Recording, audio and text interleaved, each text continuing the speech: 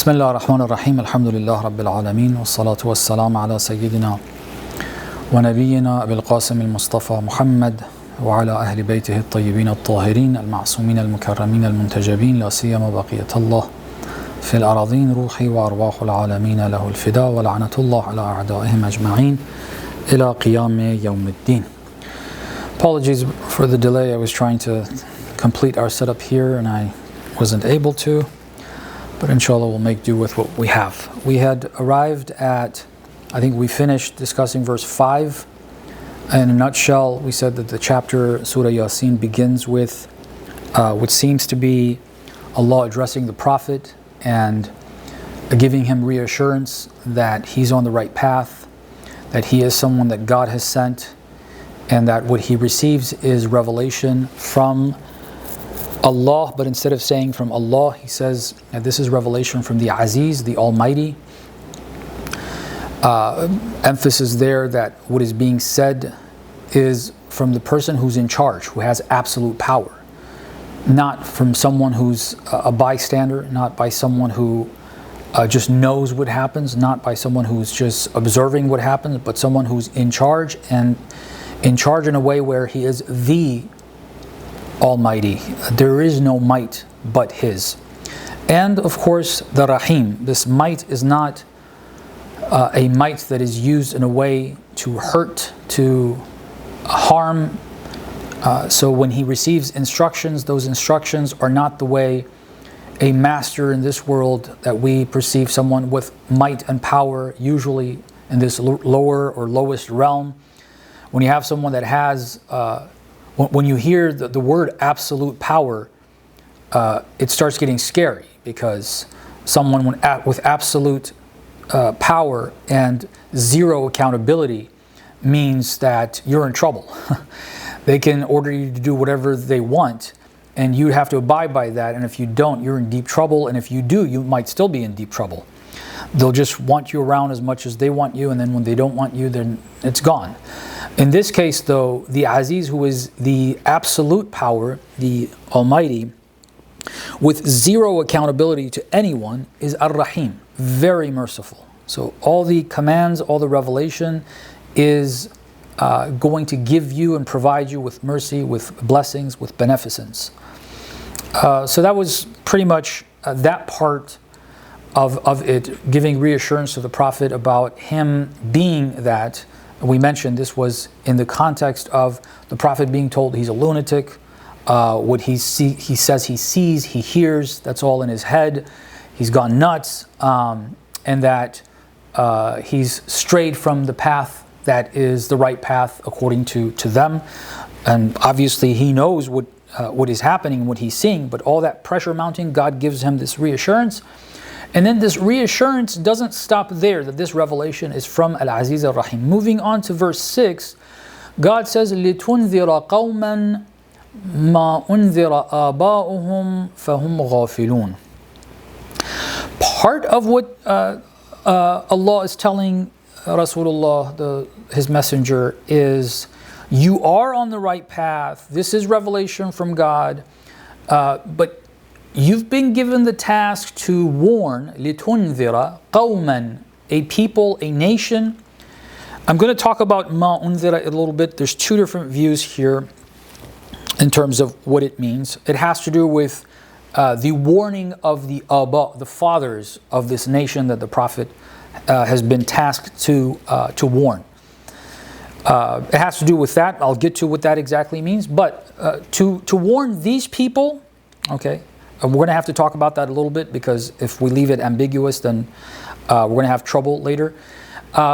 Whatever it is related to the fathers, the forefathers, the predecessors of this nation, is this nation فَهُمْ غَافِلُونَ. They are negligent.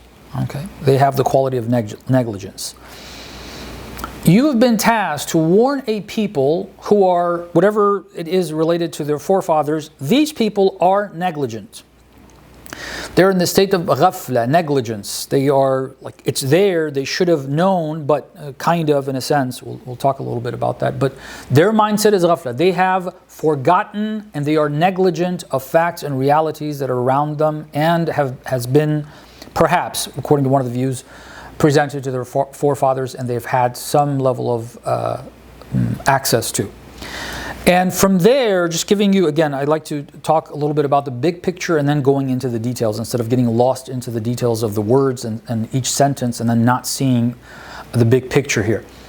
And then God talks about what's the state of this nation, these people, in terms of acceptance. He says most of them, in a nutshell, most of them are not going to believe. Most of them have come to a point where the word is final regarding them. They have lost the plot. Doesn't matter whether you warn them, you don't warn them, they're not going to believe. Okay. So rest assured, you have been tasked to warn them, but they are not going to be warned. The only ones that are going to be warned, whether from this nation or otherwise, are the ones that have a certain quality. In verse 11, God talks about that. But a few verses about most of these people, most of this particular nation, is not going to believe. Okay. Not at that moment in time, just generally, they are not going to believe. Okay. So that's what God says. While you've been tasked to warn these people, most of this particular nation that you have been tasked with warning is not going to believe. There are people that will believe. They have certain qualities. They're not limited to this nation. And so we'll get to those details. Connecting it to what was said before, this reassurance is very important. When you're tasked, it says when the prophet went down the mountain after receiving the first, not revelation, but the first task to guide people, when he was given the mission, Risala, at age 40, because Rasulullah did not receive revelation at age 40. He received the revelation that he must guide people at age 40. Otherwise, he was guided prior to that. As a child, he was guided. There's plenty of references on that. But age 40, he was tasked with guiding people. And when that burden was put on the shoulders of the prophet, he came down shaking, shivering. Some of the verses in the whole chapter is called Muzammil. Muzammil is someone who's wrapped. The intense stress on the prophet because of how heavy this burden is, right? How stressed out he is. He goes and he's shivering. He feels cold. He needs to wrap himself in that weather where it's not it wasn't normal, at least at that time of day and year, for a person to wrap themselves in something. He felt cold and he had to wrap himself up. There's a huge burden being put on the shoulders of the prophet. By who? By Allah subhanahu wa ta'ala. Allah, who gave him this task and he considers him responsible to carry it out, also tells him, look, I know, I have decreed that most of this particular nation is not going to believe. So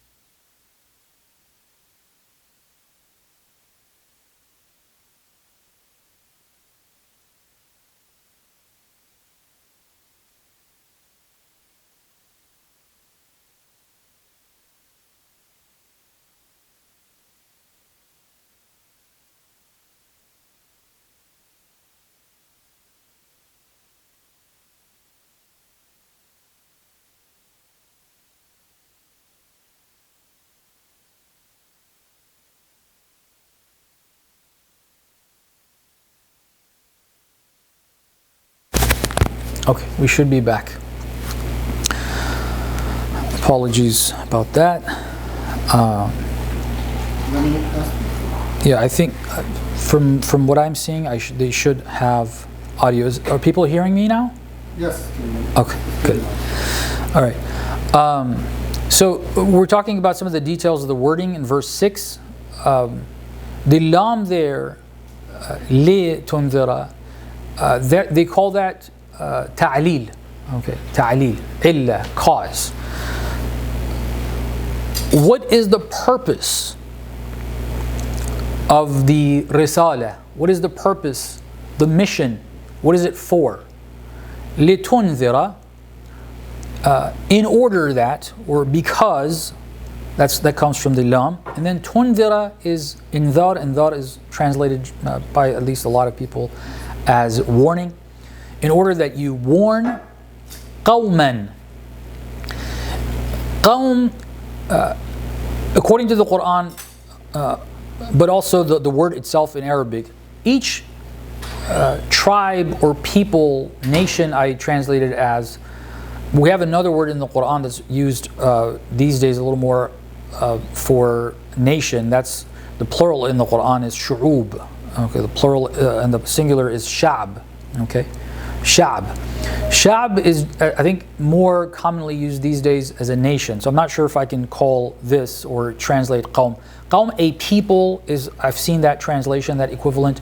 Tribe is something that is used. And when you look at the Quran, the usage of this word, for example, Egypt during the time of Prophet Musa and the Pharaoh, there's Banu Israel, that's one tribe, and then there's people that are referred to as Qawmu Fir'aun, the people of Fir'aun. Is that one tribe, one big clan?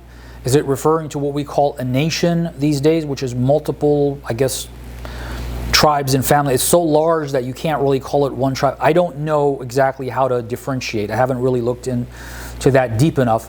What this qawm refers to, from various indications that I'll list some of them, it seems to be referring to the tribe that the Prophet comes from, Quraysh. Yes.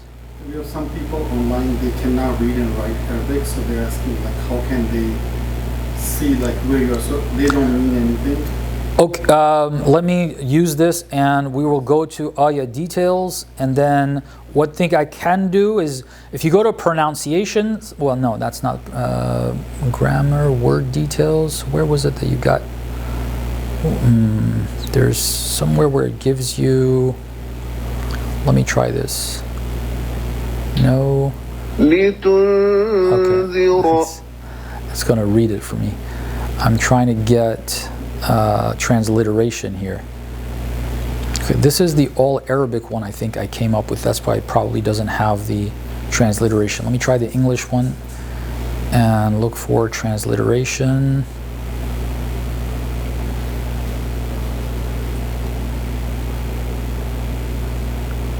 Okay, not translation, but transliteration. I think it's in word details. Okay. Yeah, litunzira, if you look at right here, that's for this, it seems like one word, but we said it's two words. The lam at the beginning is, in the transliteration, li, that's one word. It means in order that, or because of. In tunzira means that it's a verb, and it means that you may warn. It says down here, it has a translation. It's okay. Qawman, I just said, people. This is the other word that we're working with. People. Sometimes I've seen people translated as a nation. Right now, I'm wondering if I can use that word. It seems, to me at least, very clear that this is referring to, and I'll explain why. This refers to the tribe of the Prophet, Quraysh. Arabs were not only Quraysh. Quraysh is one tribe or clan, or a tribe with multiple clans like Banu Hashim, Banu Umayyah, and various other clans within the larger tribe. And then you have plenty of other tribes that are not Quraysh. Tamim is another one that's entirely different. There's a bunch of other ones as well. This is specifically referring to the tribe that the Prophet comes from. Okay, it doesn't refer to all the people that God has sent the Prophet to warn. There are other verses that make it clear. For example, The verse, just off the top of my head, one verse from Surah Al-Fath which says, هو الذي أرسل رسوله بالهدى ودين الحق ليظهره على الدين كله وكفى بالله شهيدا.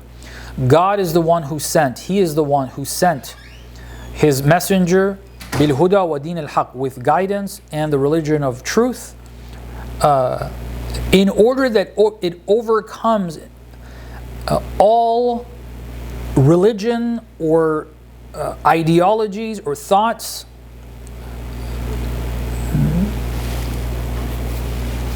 ليظهره على الدين كله, not amongst one group of people.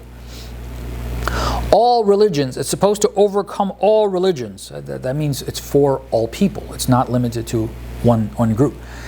And this particular verse is talking about most of the people from this group of people that are referred to not believe. Those two verses would be contradicting. If He has decreed for most people to, if this would include all people that the Prophet is sent to warn, and then He says, my decree is, based on the verses that come after these, that most of this particular people, this qawm that is mentioned here, are not going to believe, then to say that they will believe, there will be no other religions, it's contradicting, unless it means God's going to kill off most of the population of the world, and the very few that believe, and just, Adam and Eve and a couple other people, number-wise, not Adam and Eve literally, but just a few people remain on the face of the earth. Everybody else is gone, unless that's what somebody wants to take from it. But all the verses of the Quran seem to suggest otherwise. This is one indication that other verses, I can't, it says, for instance, one of them says, has the term, you can search this up, وَمَنْ بَلَغْ, okay, and whoever this reaches. The message that the Prophet is given to deliver to the people, the fact that he wrote letters to all these other nations, forget tribes in Arabia, aqwam, with the plural of qawm, there's not one qawm in Arabia, there's multiple aqwam, multiple tribes, but to also other nations, to the Persian Empire, to the Roman Empire, to various other.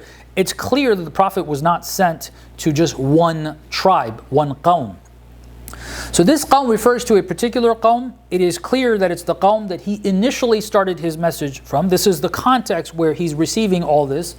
And so this refers to a qawm that God describes. What is the description? Because he doesn't call it Quraysh. He doesn't call it, there is Quraysh mentioned in the Quran. There is a chapter by the name of Quraysh, one of the smaller chapters. لإلاف قريش إلافهم رحلة الشتاء والصيف. And it says they should have worshipped the Lord of the house, but they don't. Okay, based on this chapter, these verses that we're going through, they are not going to accept. Instead of using their name that they go by and people know them by, there's a description. What is that description? We have a word here, ma, and right here, I'm circling around it. I hope people online can see it as well. This ma, as you can see in the translation, it says not. Now the problem is, in Arabic, ma has two different variations. One variation, and it looks the same, it sounds the same, but the meaning is completely different.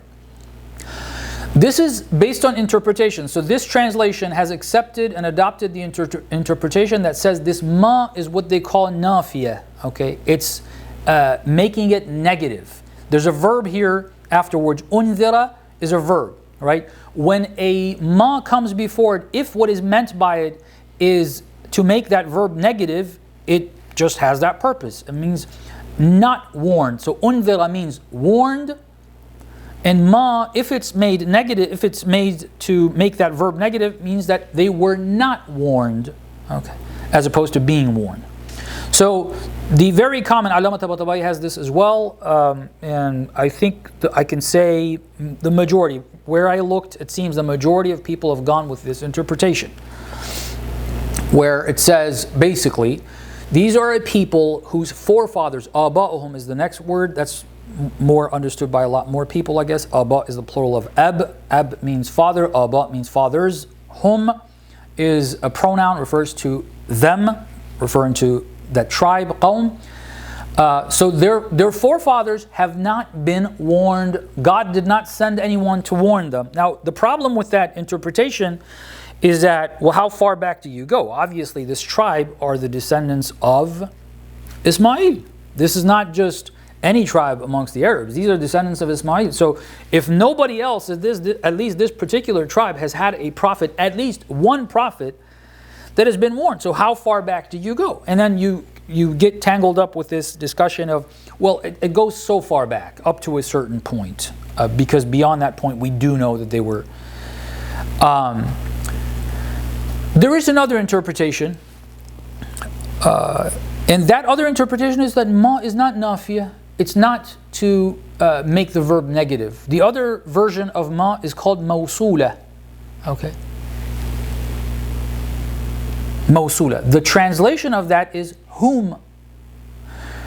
In order that you warn a people whose fathers have been warned, because the ma is no longer making the verb negative, they are warned. Who? The forefathers have been warned. Okay. This interpretation seems to be a minority interpretation. I'll give you a reference. I'll show you. It's going to be Arabic, so I'm not going to be able to translate the whole thing, but I'll show you the reference and where this comes from. And it's entire. None of it's based on hadith. I'll explain. None of it's like the Imam Sadiq starting. No, these are various views from back in the day, not new. Where different people have had different views, but the majority of people have gone with other than this view. They've all considered it to be nafiya, to be negative, except for one. Akramah is his name. This is an older guy. I don't think he's Shia. Most of the other guys are not as well. Various companions or scholars that have been considered to have had tafsir. But anyway, to me, this interpretation, the minority interpretation, actually makes a lot of sense, and I'll give you a reason from this verse why. I don't see the next part of the verse being addressed here. فَهُمْ غَافِلُونَ. So they, it says so. Okay.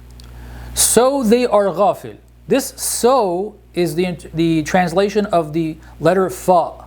That fa is one word in Arabic, and in English, because words, there's a space between them. When you write them, you see that as two words, but in Arabic, that's not how it works. The letter fa gets connected to the next word, whatever it is. In this case, it's a pronoun. So you have those two words in like all connected as though it's one word, but it's two words, fa and hum. So they, ghafilun, are, which as we said, sentences don't have that verb there in Arabic. In Farsi there is that verb, in English there is that verb. I don't know how many other languages have it. Arabic doesn't have it. So literally it would be, so they, heedless. There's no R in writing, it's just understood, it's implied, I guess you could say. So here's what they're saying it means. Based on the majority interpretation, God has sent the messenger to warn a people, a tribe, whose fathers have not been warned, therefore they are ghafil, they are negligent. The problem with this interpretation is you don't call a person who hasn't even been warned negligent. You call them ignorant. Okay. They never knew any better. At least that's what it seems to me. I don't see any reason, as we said, when you say, another reason for this, I'll get back to this one. So when you say their forefathers have not been warned, what do you mean by that? We know their forefathers have been warned for a fact, because they are, this particular tribe are the descendants of Ismail. So what do you mean their forefathers have not been? That just contradicts the fact that we know the Prophet is, and the Quran mentions in ways. What does that mean? That their fathers have not been warned. The other reasoning that I said, negligence is not the word you use for people who have not even been warned. They would be jahil. The word would be jahl, ignorance. Okay. They're not ghafil. This would actually be an additional point, the fact that we know their fathers have been warned. This would be an additional. Their fathers were warned, therefore they're expected to have been warned. Continued with it. Let me remind us. The Arabs continued to have the Hajj that Ibrahim taught them. It's just, it was stripped from the essence of monotheism instead of worshiping the one God, it became the worship of multiple gods that they created with their own hands. But the rituals remained. Going to Arafah, going to Mina, sacrificing the animal, all these, the tawaf, the number of ashwat, the round you go around the Kaaba, going between sa'i and the sa'i of Safa, all that was there. It's not like they didn't have it, right? Oh, they held on to clear teachings that were given to them. They were the master. Why was that city the center for the Arabs? Because all the Arabs believed in this religion that sure believed in multiple gods, but it had the ritual of Hajj. Where did Hajj come from? Hajj is a ritual that God introduced to people through Prophet Ibrahim. They have been warned, and it remains, the teachings remain with the people. Okay, that's the biggest indication that we have. But then when it says, so therefore they were ghafil, their forefathers were warned, they had access to information, but they ended up going astray, and they were in the state of negligence. They neglected the teachings that were there, that were available to them. Okay, besides the signs that are available always to all people, there were also teachings that were available. In other words, see, the Quran refers to the Prophet and his followers as continuing, in a sense, what Ibrahim set forth. It says, Millata abikum Ibrahim. You have, in a different chapter in the Quran, the millah, the teachings, the rituals of your father Ibrahim. Okay. This is هو الذي سماكم المسلمين من قبل. This is from the Quran, another chapter. He's the one that called you Muslimin, those who surrender to God before you even came. He's the person that came. So you are there. Rasulullah is told, based on this, I told you this is a minority view.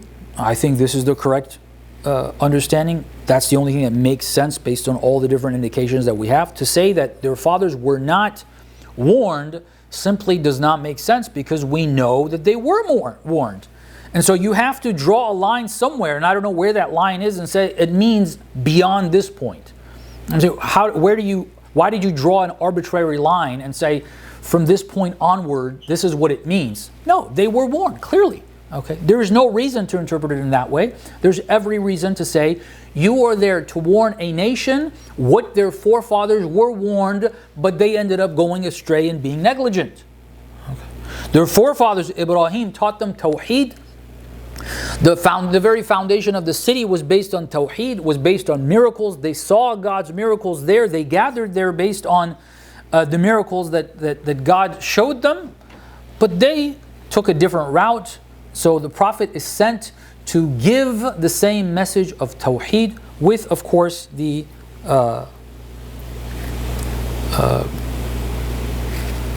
completed rituals, the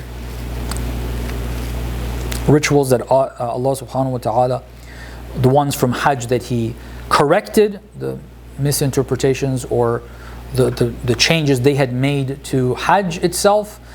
The most important thing, the foundation of it, but also adding other or altering it, changing things, adding the prayer the way it is, and so on and so forth. But in terms of the warning is the same. Rituals is a different thing. The warnings are the same things that their fathers have been warned. But if you prefer that other interpretation, that most people, including Allama Tabatabai, has, you can go with that. I said I'll provide a reference showing you these different interpretations if this app starts to work with me. I don't know why it's not. I'm trying to get out of it. All right. Do you have any other example on top of your head where ma is not being used as negative? Yeah, plenty. Ma is used in just like, off the top of my head, another. Let's see. Sorry, I'm trying to do two things. I'm trying to multitask here, see if it's going to... Okay. We're going to come across them in this chapter we're going to have, but ma, it's a very common usage of it. It's not an uncommon usage. Plenty of them. I'll do a little search and find something, but before that, the reference I was going to give, this is the Arabic version of that same app. And again, it's okay, I guess I have to. Tafsir. The tafsir is Majma' al-Bayan. I'm using tafsir Majma' al-Bayan from the well-known scholar At-Tabrasi. And here he says, when he gets to this, لِتُنذِرَ, over here I'm highlighting it. Whoever wants to take a screenshot of this, they can see in Surah Yasin, the first few pages where he talks about لِتُنذِرَ قَوْمًا مَا أُنذِرَ آبَاؤُهُمْ. He says, أي لِتُخَوِّفَ بِهِ مِن مَعَاصِيَ اللَّهِ قَوْمًا, that you make a people fear from disobeying God. لَمْ يُنذِرْ, he makes that, uses a different word that also has the negative meaning, but it's a different type of negative. I don't know why he uses that, but he's emphasizing that his understanding is, or he presents first this view that it's negative. So their fathers have not been warned before them. لأنهم كانوا في زمان الفترة. He explains, I don't want to get into that. He ends by saying عن قتادة. That's the person who has that view. In Tabrasi, as I mentioned before, he's in the 6th century of the Hijri calendar. We're currently in the 16th century, so about 10 centuries ago. Qatada is one of the well-known scholars of tafsir. So he doesn't say that's my view, but he puts that first, and he says عن قتادة. وقيل, there's another view, and he explains it. I don't want to get into what he says there. He says عن al-Hasan. This is not Imam al-Hasan. I think it's Hasan al-Basri. Another scholar known to the Muslims, and again, this is a Shia tafsir, but as you see, Qatada is not Shia, Hasan is not Shia. Waqil ma'nahu, there's another view, and after he mentions the view, he says ala qawl man. This is based on the view of those who say Arabs had prophets prior to them. And who are the prophets? Khalid ibn Sanan. He mentions a few names that some people say these were prophets amongst the Arabs.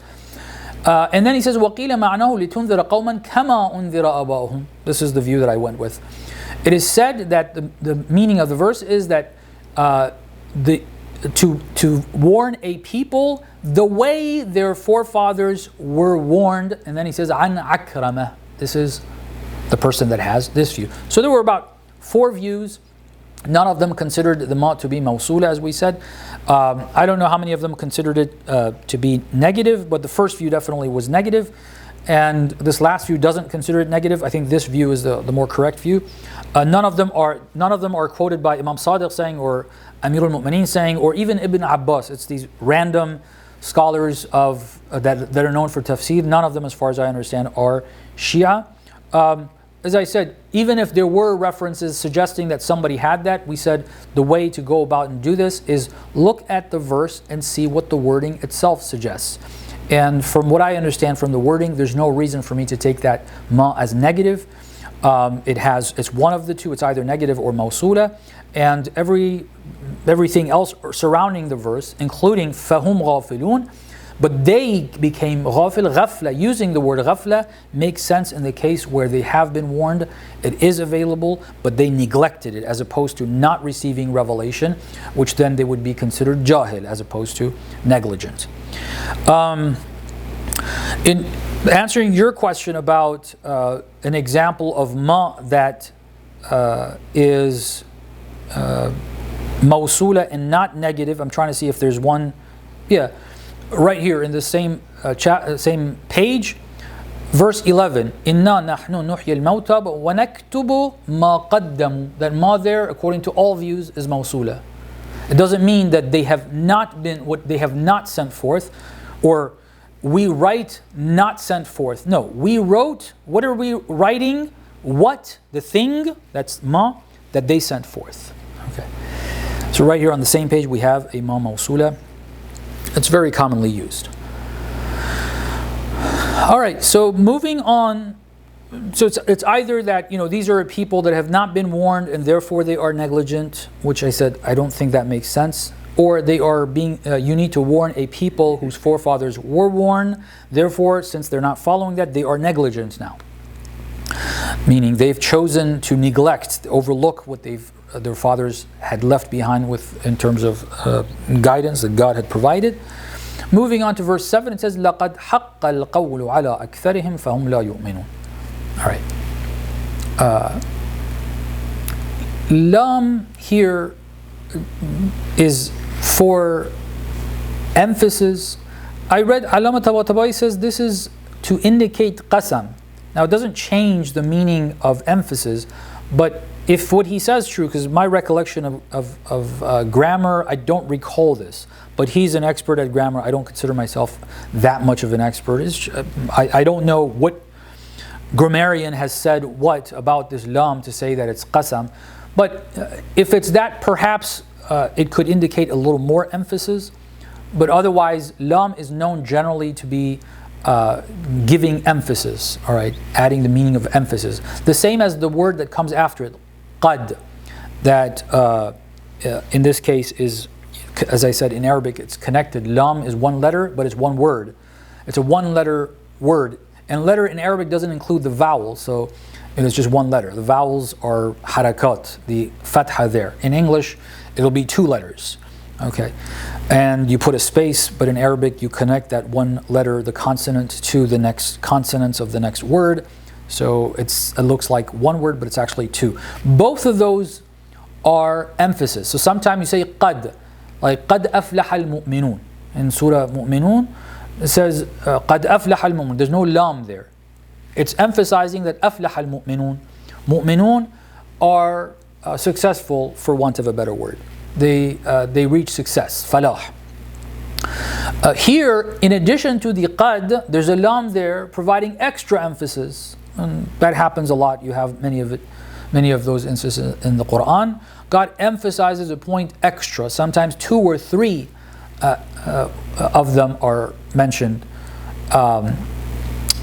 So he emphasizes what? حق القول. Okay. The qawl, the word, which is not an exact qawl, would mean saying. Okay, what you say is called qawl. Word would be kalima. Qawl is what is said. Okay. Qawl, what is said, the saying, haqqa. Haqqa means for something to materialize, to become real. It's a verb, it means for something to become real, to materialize. Ala, upon. Akthar means most. Him is a pronoun them. Fa, therefore. Hum, pronoun them. La, that's definitely for making it, the verb after it, negative.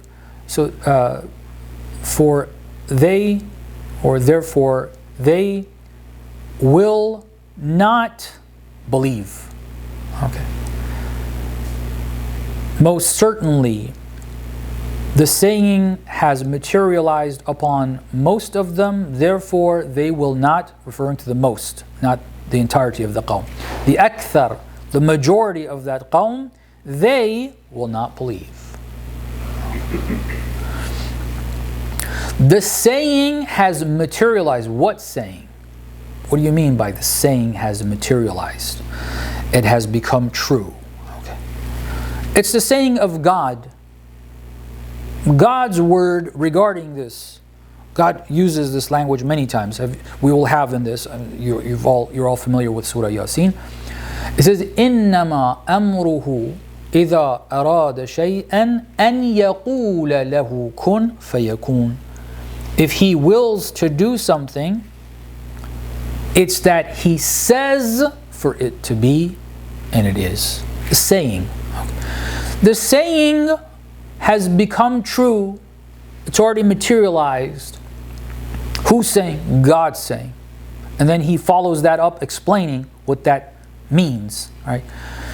God's decree has materialized, has finalized on most of them, not all of them, most of them though. Therefore, those most, the hum here doesn't refer to the qawm anymore, it refers to the akthar, the majority of that qawm, will not believe. Verse 8 and 9 and 10 all indicate the same thing in a few different ways. In a sense, you can say God emphasizes that point. The first is verse 8. He says, inna, or inna.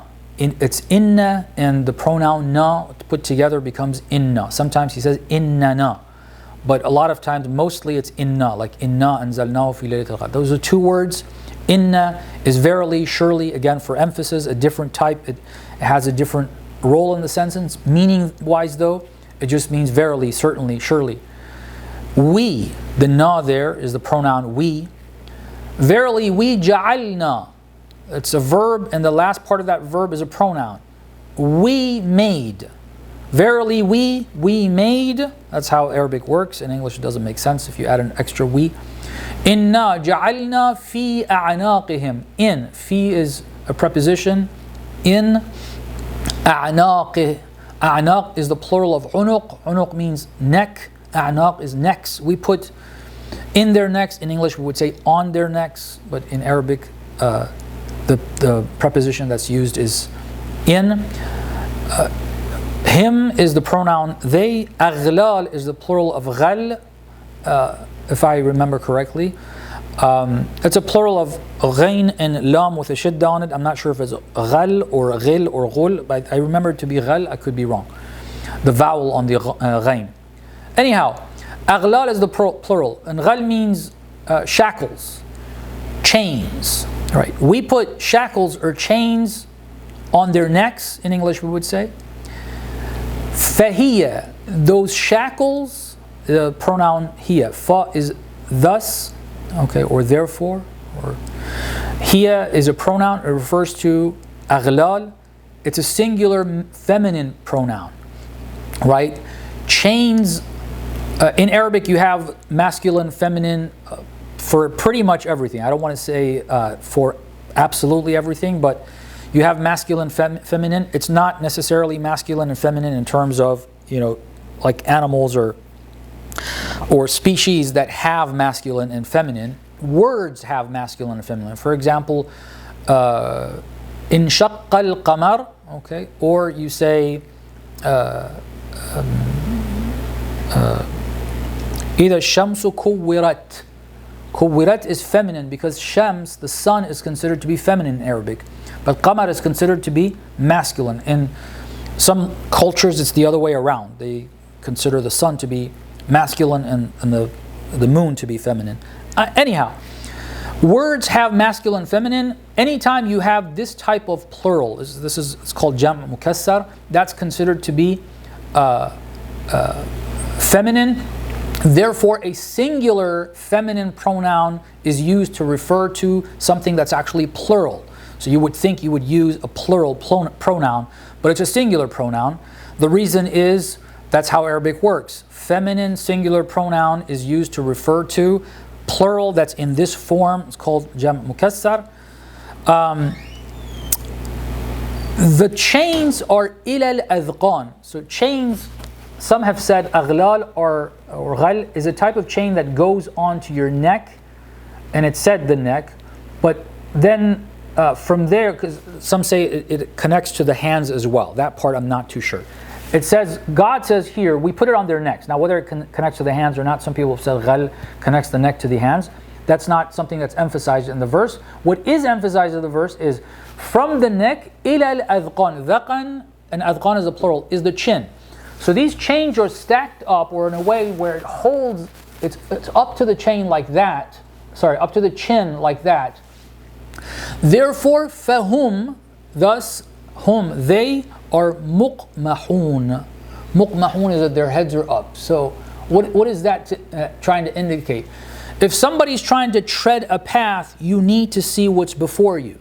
These chains prevent the person from seeing, therefore they go astray. They're not on the right path. They're not able to even see the right path. See, God said in the previous verse, our word has been completed, has materialized, has realized, has been final, whatever you prefer. That they will not believe. The majority will not believe. And he's explaining, this is how. we've put this chain on their neck in a way where they can't even see it. You can say as much as you want. This is the path. You're going in the wrong direction. Like, nah, I'm going in the right direction. Okay. They can't see it. The next verse says that same thing in a different way. The conclusion was, with these chains, the person cannot see before their feet or whatever direction is. They're looking upwards instead of looking in front of them to see where they're going.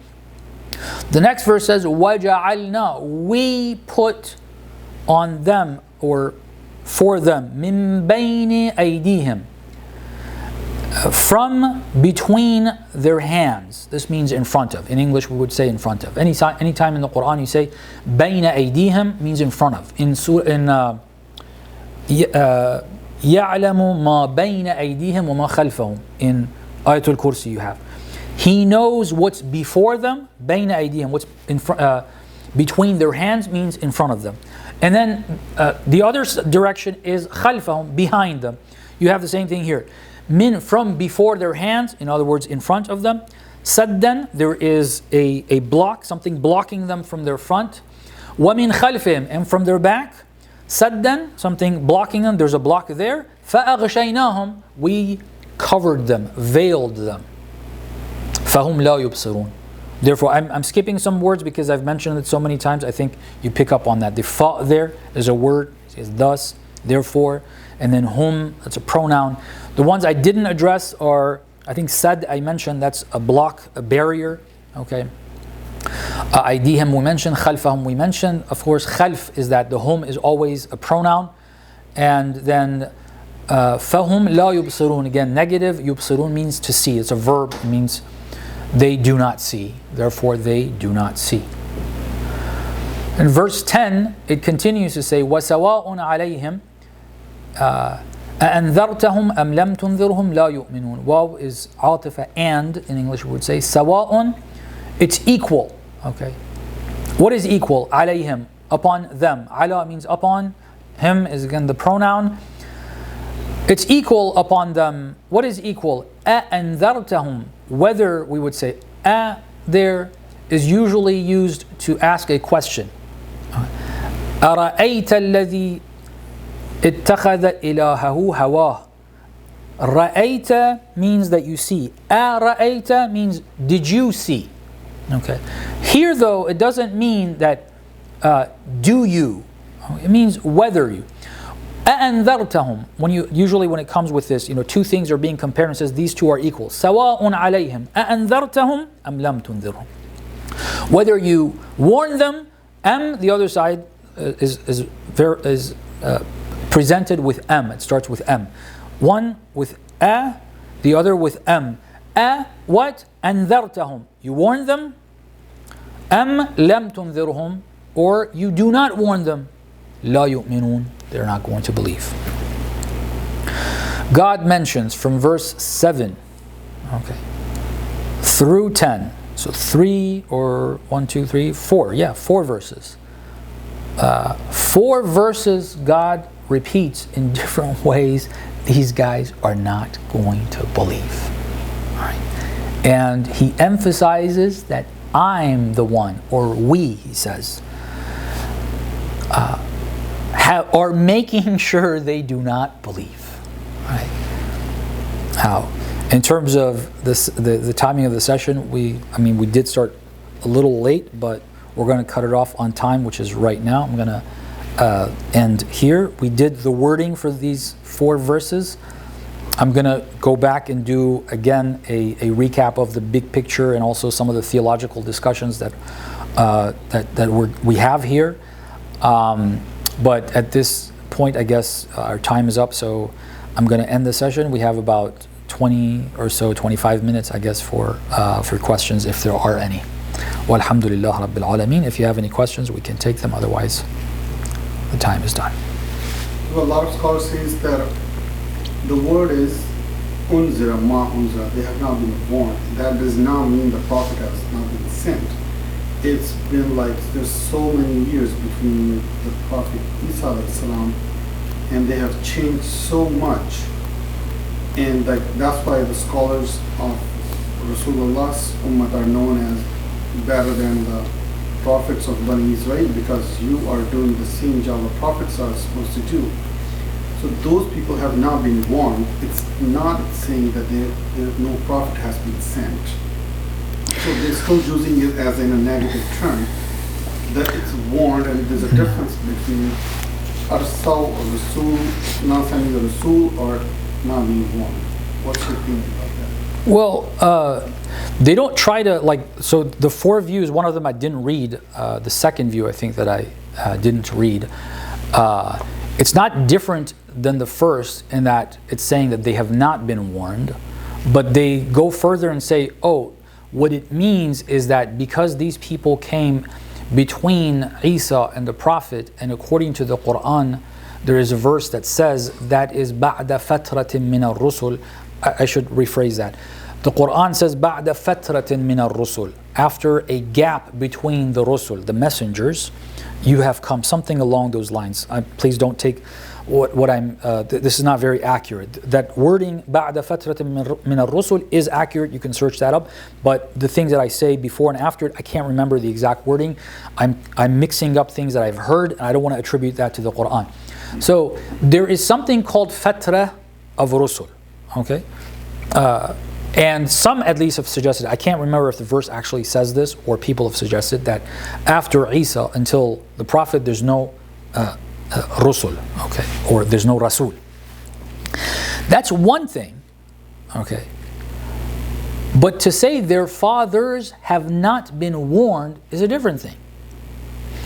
The Jews, we don't have that about them. In fact, we have the opposite about them. It says they are Ahlul Kitab. Did the Jews at the time of the Prophet have a messenger? No.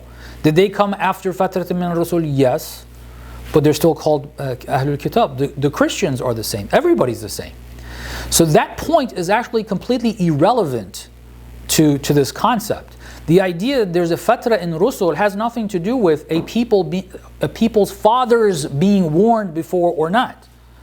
Okay. If you want to say their fathers have not been warned, the only way you can say that is to draw an arbitrary line somewhere that you think somehow God says this is the line, there's a disconnect. This tribe is no longer the same tribe. Right? This is not the same tribe who was warned previously. You have to draw that line and say this is what God means. Because it doesn't say actually, contrary to the way you worded it, if he would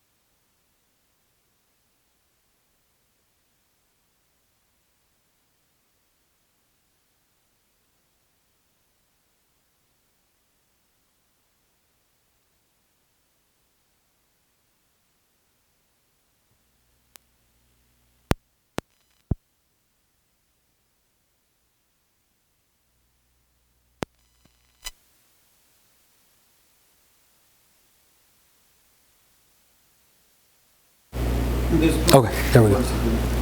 Huh? No voice. Now there should be. Yeah, that's what he was referring to. It should be back.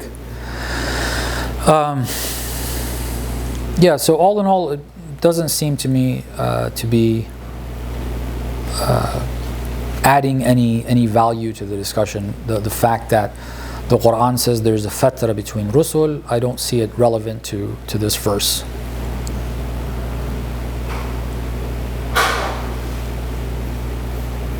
And Allama Tabataba'i's view is not that. He doesn't say from the time of Isa.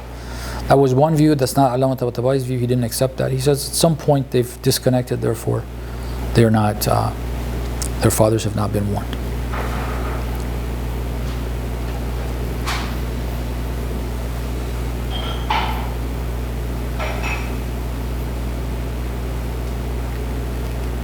Okay. Are we good? Or is there any other? So you were saying that these verses are referring to the Quraysh? Yes. Specifically? Qawm is Quraysh, yes. The Qawm that is being referred to here is, and if you want references for that, there's a number of times that God, for example, He says, and I've seen this misused. The Quran says that Rasulullah on the Day of Judgment says to Allah, Ya Rabb, inna qawmi ittakhadhu hadha al-Qur'ana mahjura. Something, I'm not sure if I'm getting all the wording in. But he says to Allah that my qawm took this as mahjur. In other words, they didn't take this. You can use that when the majority of the people don't accept. And that's not the majority of the people from the time of the Prophet until the Day of Judgment. The majority of people, it's that specific tribe that he's coming from. And that's so that conforms with this, saying that the majority didn't accept. And one of the things that's interesting about that is, well, in the end, they seem to have accepted, right, when the Prophet came. But God has already told us they didn't really accept. So the Quran tells us Abu Sufyan never accepted. It says, Haqq al-qawl, it's already been final. These guys are not going to accept. Even when they come and say we accept, God has said they're not going to accept. That's not belief. They just said that they believe. So in the couple of first lectures, you said that we're going to go by what Quran says, and we're not going to look at the riwayat. Sure. And unless we have to, but where did you come up with like it's towards the Quraysh? It just says the qawm means it could be any qawm. Well, I didn't bring narrations, in fact, at all. Like, there was no narration that I cited. I didn't even cite other people's opinions. I said the verse is clear that it's referring to a qawm. Okay, in Arabia you have multiple qawm. I just mentioned there's a verse that God tells us, Rasulullah will tell God on the Day of Judgment that my qawm did not take this on board. My qawm, my people did not take this on board can be used when the majority of that nation, okay, have decided to not take Quran on board. Okay. You don't have to have every single individual in that qawm to not accept it for it to be correct for you to use that language. But when the majority don't, it is correct. You are allowed to use, say, the qawm didn't accept, although it's not every single person, it's the majority. This verse says, you are to warn a people that aktharihim are not going to believe.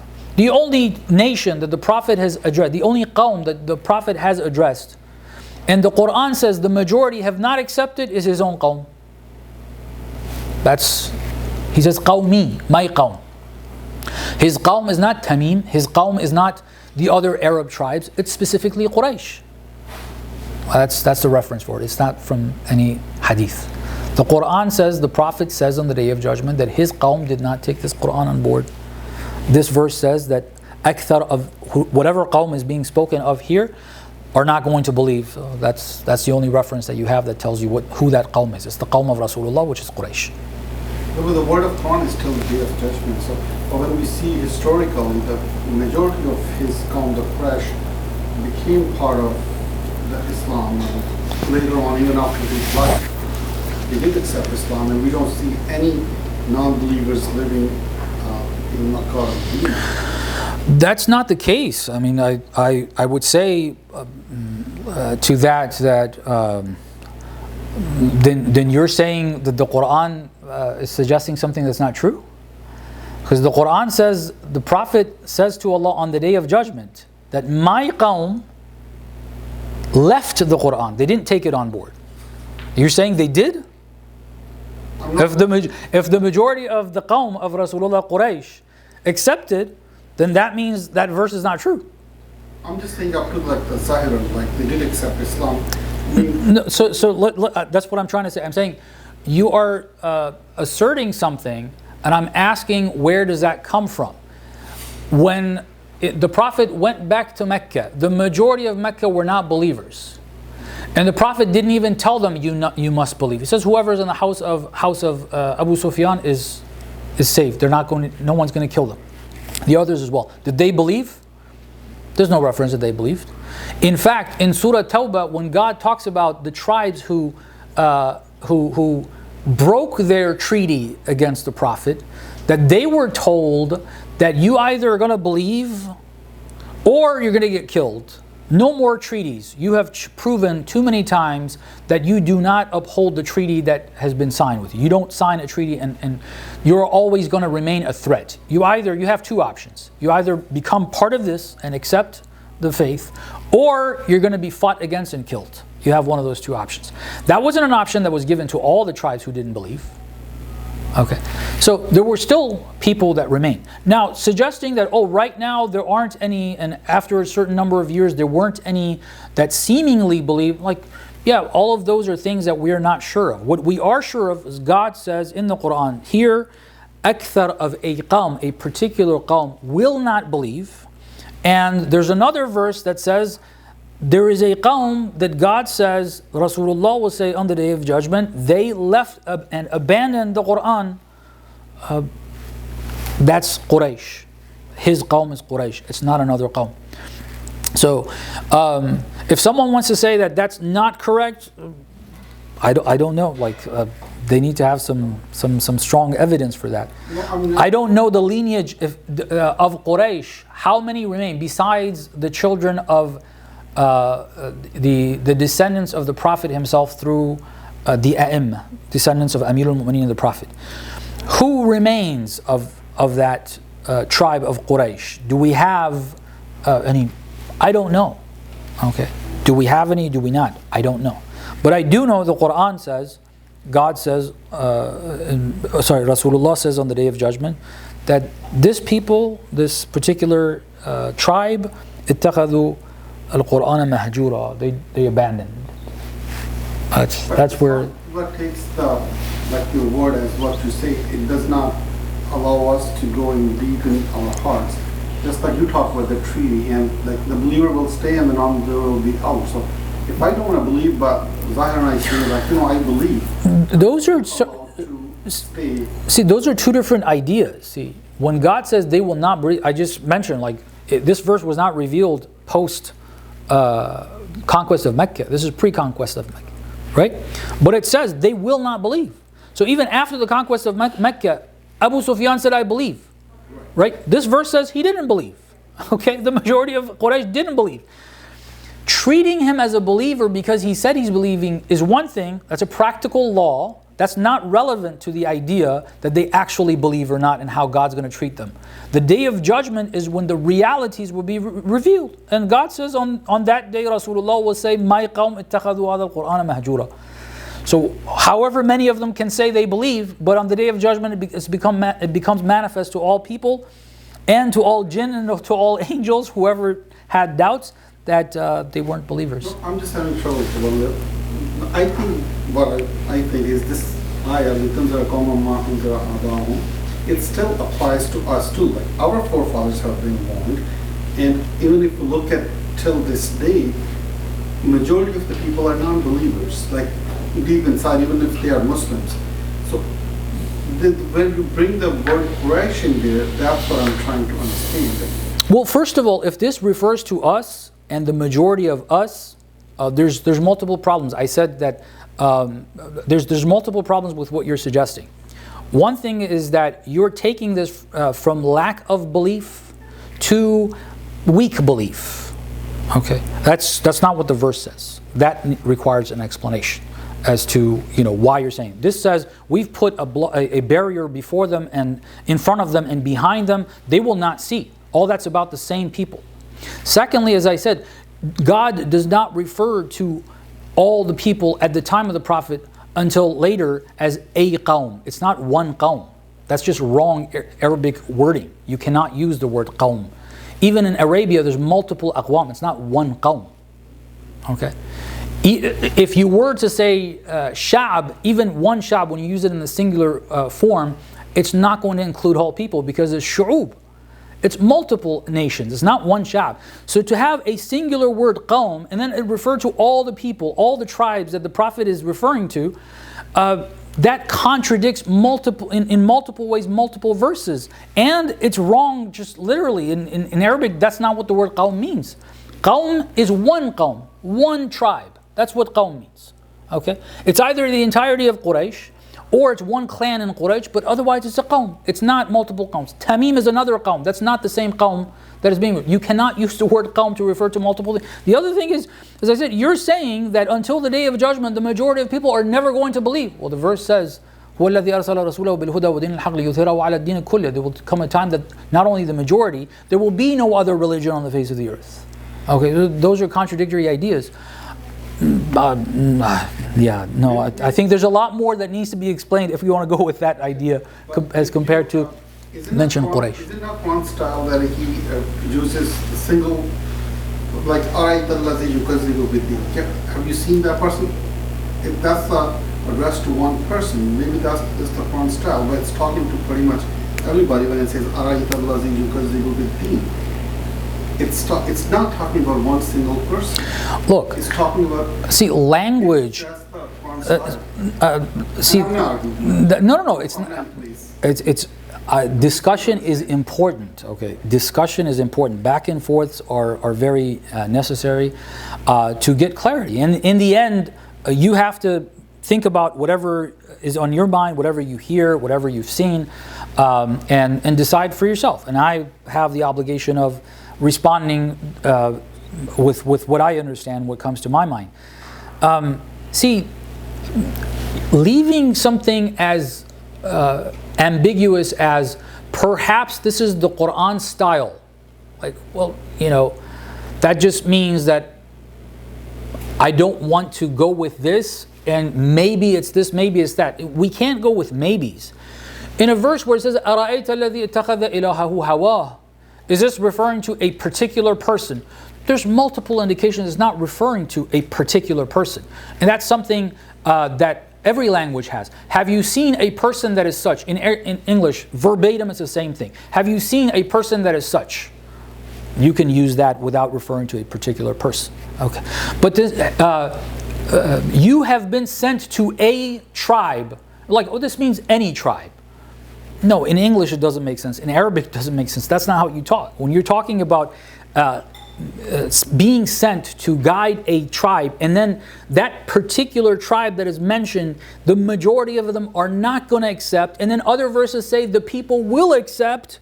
Like, no, this is talking about one of the aqwam that the Prophet is there to guide, not all or just any qawm. That style or that wording of a person in that context clearly means a person, not a specific one. Here, it clearly means a particular tribe. And you can go and think about what particular tribe it might be, but in having an issue with the tribe of Quraysh not believing, I don't know what the resistance there is. I think it's abundantly clear. The first and second Khalifa were also from Quraysh. The first three Khalifas are from Quraysh as well. Okay, Abu Bakr, Umar, and Uthman, all three of them are from Quraysh. They're backing Talha and Zubayr are also from Quraysh. Okay, Aisha is from Quraysh. All these different references, these are all from Quraysh. These are not people outside of the tribe of Quraysh, even after the demise of the Prophet. Now, we can look at these and say, well, I don't know how many of these people are, sure, I don't know. But the Quran says there is a qawm that the Messenger of God was sent to guide. God says the majority of them will never believe. Who is that tribe? I can say, I don't know, but it's one tribe, qawman, okay? And then if you look, the Quran says itself, Rasulullah says, let me pull up that reference. Where is that verse? If this works with me here. Okay. Oh, that's the wrong. Mahjura. No. Okay. It's in Surah Al-Furqan, verse, is that 20 or 30? My eyes, 30. وَقَالَ الرَّسُولُ يَا رَبِّ, and the messenger will say, or says, Ya Rabbi, O my Lord, inna qawmi, verily my qawm, اتخذوا هذا القرآن مهجورا. They took this Quran as abandoned. How was they abandoned? The only way you can clearly, Rasulullah is from that qawm himself, Amir al-Mu'mineen is from that qawm himself, Ja'far al-Tayyar is from that qawm itself. Whatever other believers you have of that qawm, they are not included. Okay, obviously. So it's not the entirety of the qawm. But the only other way you can use it when it's not the entirety of a qawm, but you can say the qawm did this or the other, is when it's a majority. So it's saying the majority of the tribe of the Prophet abandoned the Quran. In Surah Yasin it says, you have been sent to a tribe that their forefathers were warned, or to warn them what their forefathers were warned, or that their forefathers were not warned, whatever you want to go with on that. But the word has become, or the saying has become, has materialized, the majority of them will not believe. I say, seems to be referring to the same tribe to me. Okay. Anything else? Any other? No? All right. Well, alhamdulillah Rabbil Alameen. Apologies for the length.